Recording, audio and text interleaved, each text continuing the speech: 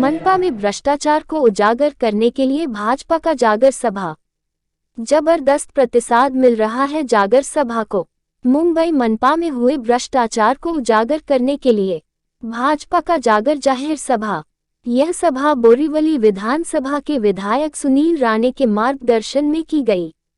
बोरीवली पश्चिम भांजी मार्केट में यह सभा की गई, जिनमें भाजपा मुंबई अध्यक्ष आशीष शेलार और सांसद गोपाल शेट्टी के साथ स्थानीय विधायक सुनील राणे रहे। सांसद गोपाल शेट्टी ने कई मुद्दों पर यहां मौजूद जनमानस को जानकारी दी। आशीष शेलार ने बताया कि कोरोना काल में भाजपा मुंबईकरों को रेमडेसिविर दवा और ऑक्सीजन मिली कि लेकिन उद्धव ठाकरे मुंबई में बम ब्लास्ट करने वाले याकूब मेमन का मकबरा बनवाने में व्यस्त थे। भाजपा नवाब मालिक का इस्तीफा मांगते थे तो उद्धव ठाकरे को गुस्सा आता था। आखिरकार क्यों उद्धव ठाकरे को गुस्सा आता था? श्रद्धा की निर्मम हत्या को लेकर भाजपा आंदोलन कर रही है। उद्धव ठाकरे आपने ने आंदोलन क्यों नहीं किए? निषेध का एक शब्द नहीं बोलेते हैं, क्योंकि उन्हें मुंबई मनपा में मुस्लिम वोट लेने के किए। भाजपा की यह मांग है कि श्रद्धा वालकर के कातिल को आफताब को फांसी होना ही चाहिए। पण आज मतांसाठी उद्धवजी जे औरंगजेबाला जमलं नाही ते तुम्ही करायला निघालात। मराठी माणसाच्या बोकांडावर मुस्लिम माणूस आणून द्यायला निघालात, केवळ महापालिकेतल्या मलिदासाठी। आणि ज्या वेळेला लांगूल चालन होतं त्या वेळेला काय होतं, हाताला लकवा मारतो, निर्णय प्रक्रिया होत नाही।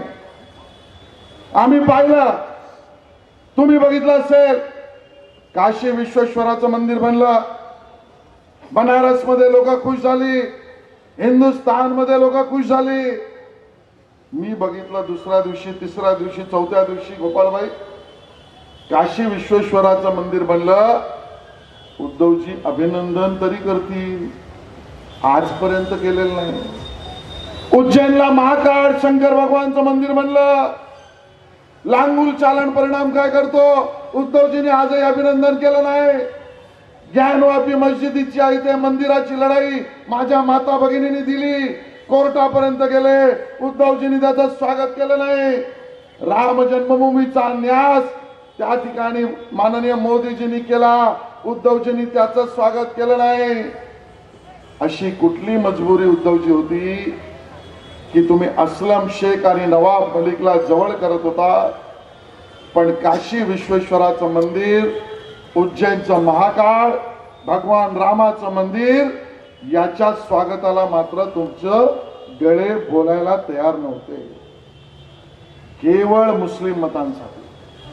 आणि म्हणून हिंदूंनाही फसवलं जातंय आणि मुस्लिमांनाही बोलवण्याचा कार्यक्रम चाललाय। ज्या गोष्टीचा उल्लेख सुनील राणेंनी केला, मनाला चिरणारी ती गोष्ट आहे। रात्रीची झोप मुंबईतला नाही, देशातल्या माझ्या माता भगिनींची गेली।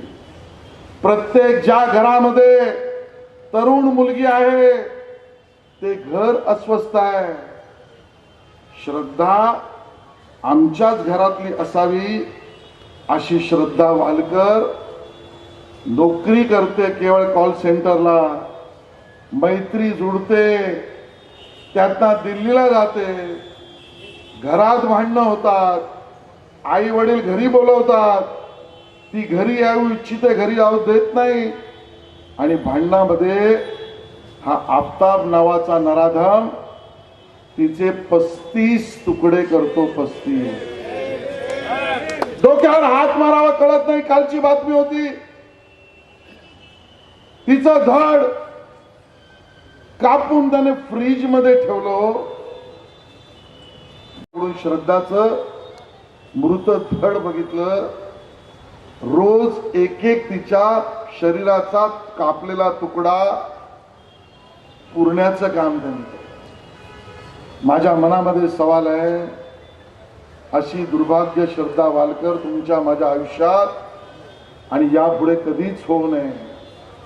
राजकारण आम्हाला त्याच्यावर करायचं नाहीये, पण सवाल हा जरूर आहे, मृत्युमुखी श्रद्धा वालकर झाली, मारणारा आफताब होता, पण आज प्रश्न मानवतावादी दृष्टिकोनातून उभे करणारे ना शबाना आझमी आहे, ना जावेद अख्तर आहे, ना मेधा पाटकर आहे, ना शरद पवार आहे, ना राहुल गांधी आहे, ना उद्धव ठाकरे आहे.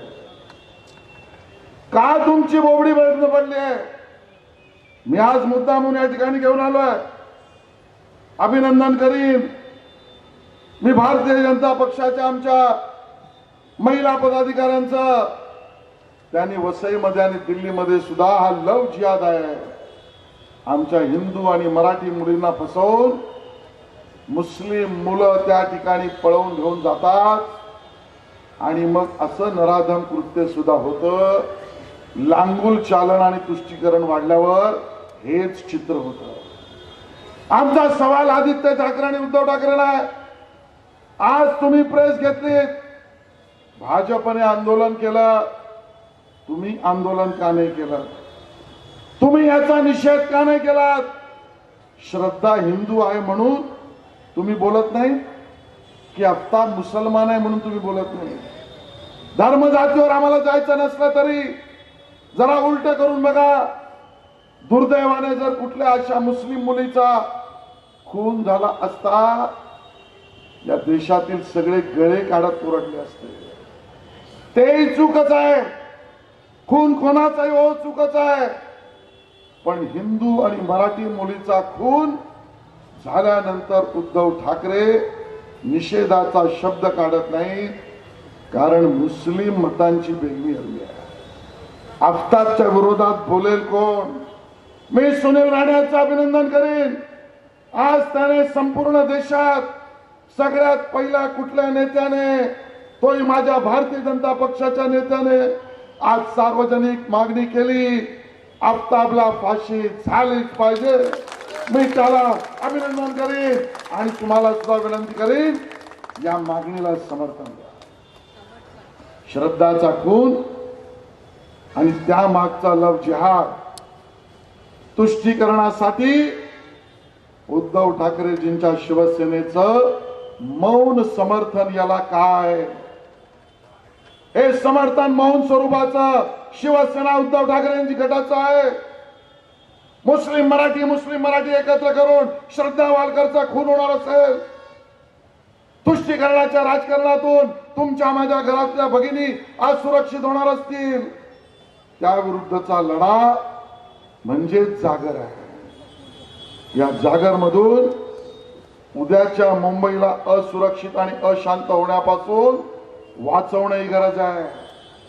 आज बोरवलीच्या गल्ल्यांमध्ये कुर्ल्यातल्या बाईक येत नसतील, दार करून आवाज काढून तुमची झोप खराब करत नसतील, चुकून जर यांचं बेगडी राजकारण मुस्लिम आणि मराठीच्या मतांवरच्या लांगुल चालनाचं, मुस्लिमांना लांगुल चालनाखाली अपीस करण्याचं झालं, मी तुम्हाला सांगतो बोरवलीच्या गल्ल्या गल्ल्यांमध्ये कुर्ल्या आणि मानपूर धरला त्या गाड्या आणि बाईक आणि रिक्षा तुमची झोप खराब केल्याशिवाय राहणार.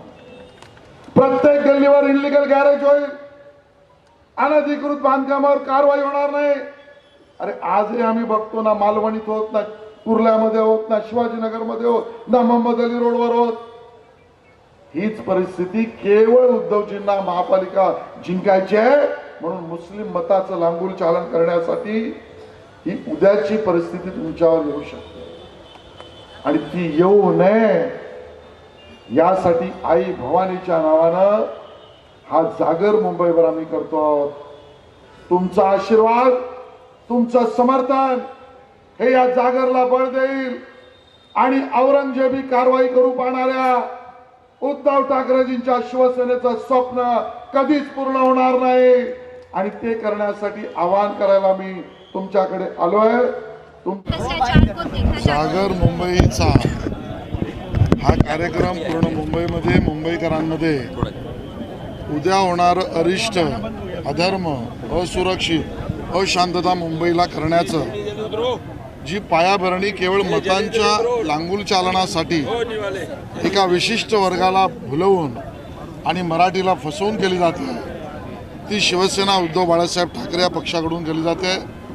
त्या विरोधातली जनजागृती आणि शक्तीला एकत्रित करण्याचा कार्यक्रम आम्ही करतो आहोत. यातना जो प्रतिसाद आम्हाला मिळतो आहे तो प्रत्येक सभेत अभूतपूर्व मिळतो आहे. मुंबईकरांचा आशीर्वाद आम्ही जो मांडतोय त्या भूमिकेच्या मागे आहे. तो सत्ताधारी महापालिकेतल्या शिवसेना उद्धवजींच्या पक्षाच्या विरोधात आहे. आज का 8वां जो सभा थी 8वीं सभा थी वो मुंबई का जागर जिसको मराठी में हम कहते हैं, ये मुंबई के प्रश्नों के साथ साथ महाराष्ट्र में पिछले 2.5 वर्षों से जो सरकार बनी थी, जिसको बदलते हुए नई सरकार शिंदे जी और फडणवीस जी की जो सरकार बनी है, वो सरकार ने 2-2.5-3 महीनों में क्या क्या किया. पिछले 2.5 वर्षों से लगातार मुंबई महानगर पालिका में जो लूट मची थी, जिसके बारे में हर चैनल पे हर अखबार में चर्चाएं होती थी.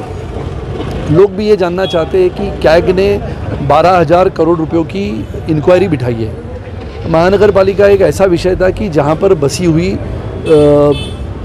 शिवसेना ने 25 वर्षों से कारोबार किया. लगातार ये कहते हैं कि भारतीय जनता पार्टी भी हमारे साथ थी, लेकिन भारतीय जनता पार्टी के पास ऐसा कौन सा पद था जो निर्णय लेने की स्थिति में थे. तो मुंबई का जागर यानी मुंबईचा जागर ये कार्यक्रम ऐसा है कि गलियारों में, बस्तियों में, झुग्गी झोपड़पट्टियों में, नगरों में, जहाँ जहाँ पर लोगों को, नागरिकों को, जनता को ये विषय अवगत कराने के लिए ये जागर है.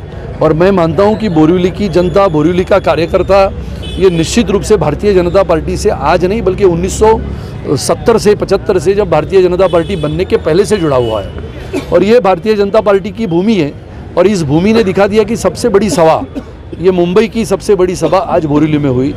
हम सब जानते हैं कि विषय तो बहुत है. महानगर पालिका में हुए भ्रष्टाचार को लेके आज स्वतंत्र वीर सावरकर का अपमान करने वाले कांग्रेस के सांसद श्री राहुल गांधी ने जो बयान किया, उस बयान के खिलाफ पूरे महाराष्ट्र की नहीं पूरे बल्कि पूरे देश की जनता है.